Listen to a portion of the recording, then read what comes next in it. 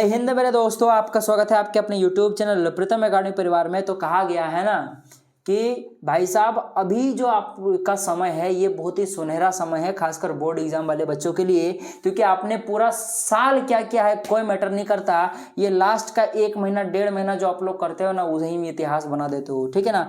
तो इसी में इतिहास बनता है आपका। तो आपको इतिहास बनाना है, अगर आपको बहुत अच्छा मार्क्स लाना है तो अब से मेहनत करना शुरू कर दो। अब जो बच्चा पूरा साल पढ़ा है उनके लिए तो कोई दिक्कत है ही नहीं, वो सब तो इन वीडियो को देखकर तो और ज्यादा उनका तैयारी होगा। अब बाकी वो बच्चे एकदम निराश ना है जो कुछ साल नहीं पढ़े, अब उनको पढ़ना है, अब उनको नंबर लाना है, ठीक है। उन बच्चों के लिए ये वीडियो है। अब जो बच्चे को एकदम पढ़ना है ही नहीं, उनको तो मैं कुछ नहीं कर सकता, ठीक है। तो 1 महीना मेरी बात मान लो, 1 महीना 1.5 महीना बचा है, बस अच्छे से पढ़ लो।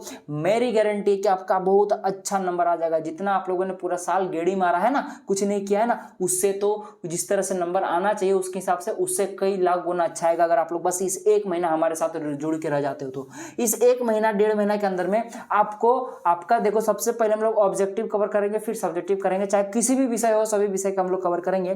अभी हम लोग साइंस का वीडियो आपके लिए लेकर आए और ऑब्जेक्टिव आज कराएंगे, ठीक है। फिर सब्जेक्टिव भी कराया जाएगा और बस चुनिंदा क्वेश्चंस कराए जाएंगे जो आपके एग्जाम में आएगा, ठीक है। और सभी सब्जेक्ट का, मैथ का, साइंस का, हिंदी का, इंग्लिश का, एसएसटी का, सबका कराया जाएगा, ठीक है। और ये सभी प्रश्न ऐसे आपको कराए जाएंगे जो तो प्रीवियस ईयर में आए हुए हैं, साथ ही साथ जो अपने आप में बहुत ज्यादा संभावना लेकर आता है कि 2025 के बोर्ड एग्जाम में आपका आएगा, ठीक है।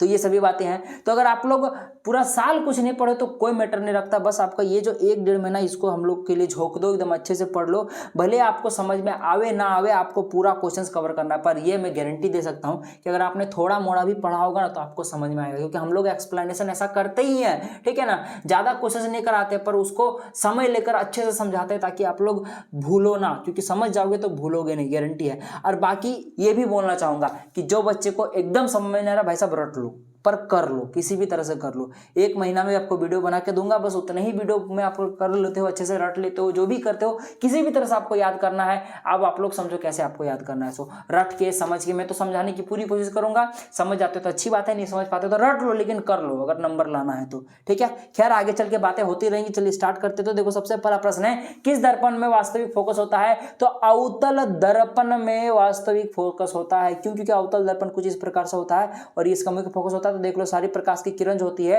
वो देखा जाए तो बाईं ओर एकत्रित होती है, और जो बाईं ओर एकत्रित होता है यानी लेफ्ट हैंड साइड में, तब उसकी फोकस वास्तविक जनरल यूं समझ लो कहलाती है, क्योंकि दर्पण का आगे इसका फोकस है। इसीलिए एक्चुअली कॉन्सेप्ट ये है कि दर्पण का आगे वाला हिस्सा वास्तविक कहलाता है, पीछे वाला हिस्सा काल्पनिक कहलाता है। खैर ये सब बात की बातें आप लोग पढ़े होगे तो अच्छे से पता होगा। और एक चीज याद रखिएगा, ये भी क्वेश्चन बनता है कि अवतल दर्पण की फोकस कैसे होती है। तो चूंकि चिन्ह परिपाटी के नियम के अनुसार देख लो कि इसका फोकस दूरी जो है ये बाईं ओर है, इसलिए नेगेटिव होगा। तो अवतल दर्पण बोले या अवतल लेंस बोले, दोनों का ही फोकस दूरी ऋणात्मक होता है। और उत्तल दर्पण या उत्तल लेंस बोले, दोनों का फोकस दूरी धनात्मक होता है। तो ये चीजें क्लियर रहेगी। ये प्रश्न ऐसा भी एक प्रश्न आ सकता था कि बताइए उत्तल दर्पण की फोकस दूरी कैसी होती है? तो उत्तल दर्पण की फोकस दूरी कैसे होगी? काल्पनिक होगी, आभासी होगी, ठीक है ना। या फिर ऐसे पूछ ले कि आभासी फोकस किसका होता है? तो उत्तल दर्पण का, ठीक है, याद रखना मेरी बात। चलिए आगे बढ़ते हैं।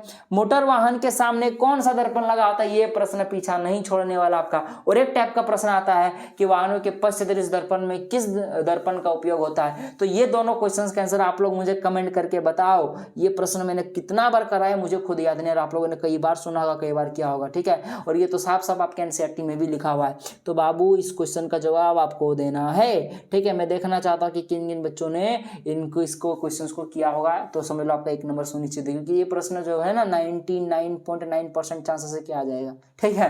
चलिए आगे बढ़ते हैं। यदि एक लेंस की क्षमता -2D है, इसका फोकस दूरी क्या है? तो सबसे पहली बात तो ये बताना चाहूंगा, अगर लेंस की क्षमता ऋणात्मक है यानी कि वह अवतल लेंस की बात चल रही है। और एक बात, जो क्षमता होती है वो सिर्फ लेंस के लिए होती है, दर्पण के लिए नहीं होती है। यानी कि जो अगर यहाँ पे देख लो कि -2D लिखा हुआ है, यानी कि जो माइनस है ये बेसिकली ये दर्शाता है कि ये जो लेंस की क्षमता है ये 2, ये बेसिकली अवतल लेंस की है। तो क्वेश्चन में दे दे -2D, बताइए कौन से लेंस की क्षमता है? तो लिख देना अवतल लेंस, क्योंकि अवतल लेंस की जो फोकस दूरी होती है वो ऋणात्मक होती है, जिस कारण से जो क्षमता आती है वो ऋणात्मक आती है। और अगर +2D दिया होता या फिर ओनली 2D लिखा होता, कुछ नहीं लिखा है, मैंने प्लस लिखा हुआ है, तो समझ लाना कि भाई साहब यहाँ पे उत्तल लेंस की बात चल रही है, ठीक है ना। खैर चलो, क्वेश्चंस में आपके पास -2D क्षमता वाले इस दर्पण की फोकस दूरी आपको याद करना है। कभी कभी ऐसा भी लिखा जाता है कि क्षमता -2D क्षमता वाले दर्पण की फोकस दूरी और दर्पण बोल रहा हूँ, लेंस होगा, ठीक है। -2D क्षमता वाले लेंस की फोकस दूरी, साथ ही साथ लेंस किस प्रकार का ये भी बताएं। तो ऑप्शन में ऐसा भी क्वेश्चन दे सकता है, ठीक है।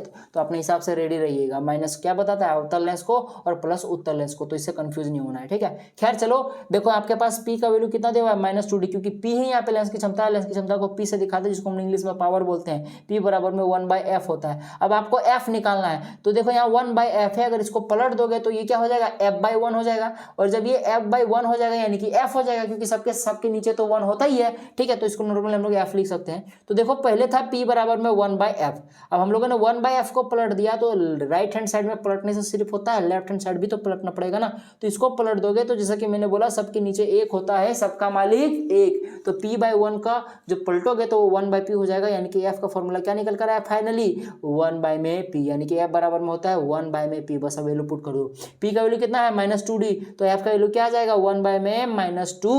अब d यहाँ पे है ना, d क्या दर्शाता है पता है, d का मतलब होता है डायोप्टर, क्योंकि लेंस की क्षमता को डायोप्टर में मापते हैं। ये भी क्वेश्चन आता है, ठीक है, याद रखना मेरी बात। मैं जो चीजें बोल रहा हूँ सबसे क्वेश्चन बन सकता है, याद रखना मेरी बात। चलो, और बोलो तो हमारी खासियत बस यही है कि हम लोग क्वेश्चन तो डील करते हैं, क्वेश्चन के साथ जो क्वेश्चन और बन सकता है वो भी डील करते हैं, इसलिए हमारा वीडियो लंबा होता है। परंतु देख के देखिएगा कि हम लोग मान लो कि पूरा वीडियो में अगर मान लो कि 10 क्वेश्चन लाए ना, तो 10 क्वेश्चन नहीं होता है, उसके अंदर में कई क्वेश्चन कराते हैं, यानी कि उसको समझ लो कि उसका 20-25 क्वेश्चन हो जाता है, ठीक है। तो भले आपको दिखता 10 ही क्वेश्चन है, पर होता बहुत ज्यादा क्वेश्चन है, क्योंकि हम लोग ऐसा पढ़ा ही है। खैर चलो, देखो तो इसको अगर आप लोग 1/2 को पॉइंट में लागे तो 0.5 आएगा। अरे भाई साहब 0.5 बोले, 1/2 बोला, आधे ना है, ठीक है चलो। लेकिन ये कैसा आएगा, -12 आएगा, तो f का वैल्यू क्या आएगा, -0.5। अब ऐसा बोलोगे सर ऑप्शन में तो दिख नहीं रहा है, क्योंकि बबुआ जो p से जो यहाँ पे f निकला ना, ये बेसिकली मीटर में निकला। हाँ, लेंस की जो क्षमता में जो f निकलता है वो मीटर में होता है, और ऑप्शन सेंटीमीटर दिया, 100 सेंटीमीटर बदलो ना, तो -0.5 को गुना कर दो 100 से, सेंटीमीटर बदल जाएगा, यानी कितना जाएगा, -50 सेंटीमीटर, जो कि ऑप्शन नंबर सी में दिख रहा है। चलिए आगे बढ़ते हैं। निम्न में से किस माध्यम का अपवर्तनांक अधिक है, तो हीरा का अपवर्तनांक सबसे अधिक होगा, इसलिए इसमें प्रकाश की चाल सबसे कम होगी। जिसका अपवर्तनांक ज्यादा उसमें प्रकाश की चाल कम, याद रखना मेरी बात। अच्छा, प्रिज्म द्वारा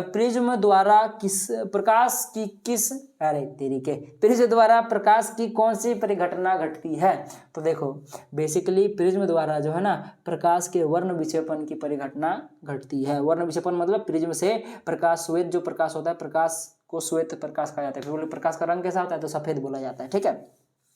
चलो, तो वो क्या होता है कि वो श्वेत प्रकाश 7 रंगों में विभक्त हो जाता है प्रिज्म के माध्यम से, इसलिए प्रिज्म क्या करता है, प्रकाश का वर्ण विक्षेपण करता है, ठीक है। वर्ण माने रंग होता है, रंगों में विक्षेपित कर देना। चलो, जरा दृष्टि दोष किस प्रकार के लेंस द्वारा दूर किया जाता है, तो वो द्विफोक्सी लेंस द्वारा, यानी कि जिसमें अवतल उत्तल दोनों प्रकार का लेंस हो, उसे क्या बोलते हैं, जरा दूरदृष्टि मतलब उसी को द्विफोक्सी लेंस कहते हैं, ठीक है। तो याद रखना मेरी बात। अब बता आप लोग की निकट दृष्टि दोष के लिए और दूर दृष्टि दोष के लिए किस किस लेंस का उपयोग किया जाता है, दर्पण का तो उपयोग करेंगे नहीं, लेंस का उपयोग करेंगे। चलो, खतरे का निशान किस रंग का होता है, तो लाल रंग का होता है, क्योंकि भाई साहब लाल रंग का तरंग दैर्घ्य क्या होता है, सबसे ज्यादा होता है, जिससे ये फैलता बहुत कम है, दूर तक नजर आता है। चलिए, अच्छा, विभवांतर का ऐसा मतलब क्या होता है, वोल्ट होता है, सबको पता है। चलिए आगे बढ़ते हैं, और बाकी इससे थोड़ी सी बता दो, ओम जो होता है ये बेसिकली किसका होता है, ये प्रतिरोध कैसा मात्रक होता है, ठीक है। एम्पियर विद्युत धारा कैसा मात्रक होता है, कूलम किसका होता है, चार्ज कैसा मात्रक होता है, तो ये भी याद रखिएगा बात, ये सभी चीजें। 9 नंबर का प्रश्न हमारे पास, विद्युत परिपथ में धारा की माप के लिए किसका उपयोग किया जाता है, तो विद्युत परिपथ में हम लोग धारा को मापने के लिए हम लोग अमीटर का उपयोग करते हैं। कहीं कहीं ए मीटर लिखा होता है, तो बात बराबर है, इंग्लिश देख लो, इंग्लिश परफेक्ट लिखा हुआ है, तो इस प्रकार से होता है, तो ए मीटर का उपयोग करते हैं। वोल्ट मीटर का उपयोग हम लोग विभवांतर मापने के लिए करते हैं, और गैल्वेनोमीटर जो होता है इसका उपयोग भी हम लोग विद्युत धारा को मापने के लिए करते हैं, पर जहाँ पे बहुत ही कम मात्रा में विद्युत धारा प्रवाहित होती है वहां पे हम लोग इसका उपयोग करते हैं, साथ साथ ये डायरेक्शन भी बताता है, ठीक है। तो ये सभी चीजें याद रखिएगा। चलिए आगे बढ़ते हैं। लिखा है कि किसी बल्ब से 1 मिनट में 120 कूलम का आवेश प्रवाहित होता है, तो प्रवाहित धारा का मान निकालें। देखो आपको आई निकालने बोला है, धारा निकालने बोला है, तो आई का फॉर्मूला होता है Q/t, ठीक है। 1 सेकंड बोले कि 1 यूनिट टाइम में कितना चार्ज प्रवाहित हो रहा है, वही उसकी धारा कहलाती है। बस वैल्यू पुट कर दो, Q का वैल्यू 120 दिया हुआ है, यानी कि चार्ज का वैल्यू 120 कूलम है, और T जो होता है वो सेकंड में होता है, लेकिन क्वेश्चन में मिनट में दिया है, तो 1 मिनट 60 सेकंड तो यहाँ पे 60 लिखेंगे। अब 60 दूना 120 होता है, यानी कि 2 एम्पियर निकल गया, क्योंकि धारा कैसा मतलब एम्पियर होता है, अभी मैंने आपको बताया। तो 2 एम्पियर इसका सही आंसर हो जाएगा, 2 नंबर का ऑप्शन करेक्ट हो जाएगा। चलिए आगे बढ़ते हैं। 1 यूनिट विद्युत ऊर्जा का मान होता है 3.6 इंटू 10 का पावर में 6 जूल, जो कि ऑप्शन नंबर 4 में दिख रहा है। और इसी को हम लोग 1 किलोवाट आवर भी बोलते हैं। और 1 किलोवाट आवर जो होता है ये ऊर्जा का व्यावसायिक मात्रक होता है और उसका वैल्यू इतना ही होता है, ठीक है ना, जिसको हम लोग 1 यूनिट के बराबर बोलते हैं। यानी कि 1 यूनिट बोलो, 1 यूनिट बोलो, या 1 किलोवाट आवर बोलो, या फिर ये बोलो 3.6 इंटू 10 का पावर में 6 जूल बोलो, ये सभी एक ही चीजें हैं, ठीक है। और यही सभी को बोला जाता है ऊर्जा का व्यावसायिक मात्रक। चलिए आगे बढ़ते हैं, ये भी क्वेश्चन कई बार आया हुआ है। अच्छा, विद्युत धारा प्राप्त करने की युक्ति को कहते हैं, तो विद्युत धारा प्राप्त करने की युक्ति को हम लोग जनित्र बोलते हैं, जनरेटर, इसी से हम लोग विद्युत धारा प्राप्त करते हैं ना। चलिए आगे बढ़ते हैं। अच्छा, लघु पतन के समय विद्युत परिपथ में भी बोले कि लघु पतन के समय परिपथ में विद्युत धारा का मान हो जाता है, ठीक है, तो बेसिकली अधिक हो जाता है। इन और ऑप्शन करेक्ट हो जाएगा।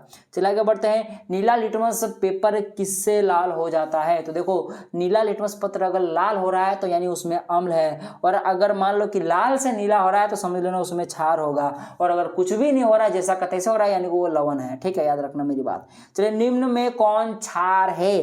तो क्षार की मैं बात करूं तो बेसिकली 4 नंबर का ऑप्शन, बल्कि सर ऑप्शन नंबर में तो देख लो, यहाँ 1 नंबर में भी लास्ट में OH लगा हुआ है, पर बबुआ ये एसिटिक अम्ल है, ये एक प्रबल अम्ल होता है, HNO3 और NaCl, ये तो लवण है।